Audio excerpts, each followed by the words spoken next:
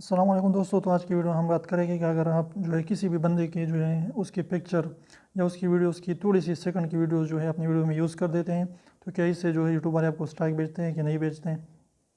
तो सबसे पहली बात यह है कि यूट्यूब वाले जो है उसको आपको लीगल कर देते हैं। यानी यूट्यूब वाले कहते हैं अगर आप किसी भी बंदे की वीडियोस को रिएक्शन के लिए यूज़ कर सकते हैं, यानी अगर आप एक रिएक्शन दे देते हैं, जैसे बड़े बड़े यूट्यूबर्स हैं जो मिलियंस में उसके सब्सक्राइबर हैं लेकिन दूसरे लोगों की वीडियोज़ जो है वो अपने वीडियोज़ में डालते हैं, तो आप रिएक्शन के लिए थोड़ी सी तकरीबन 30 सेकंड से कम की होनी चाहिए तो आप इसको यूज़ कर सकते हैं। लेकिन अगर यूट्यूब वाले ख़ुद कहते हैं अगर जो भी कॉपीराइट कंटेंट ओनर हैं जिसकी बंदे की आपने वीडियो यूज़ की है अगर वो चाहते हैं तो आपको स्ट्राइक दे सकते हैं। किसी भी एक पिक्चर के लिए भी दे सकता है और 1 सेकंड या 5 सेकंड की वीडियो के लिए भी आपको दे सकता है। तो यूट्यूब वाले तो नहीं देते, लेकिन उस बंदे ने अगर उसको पता चला और उसने दिया तो फिर आपको स्ट्राइक लगेगा।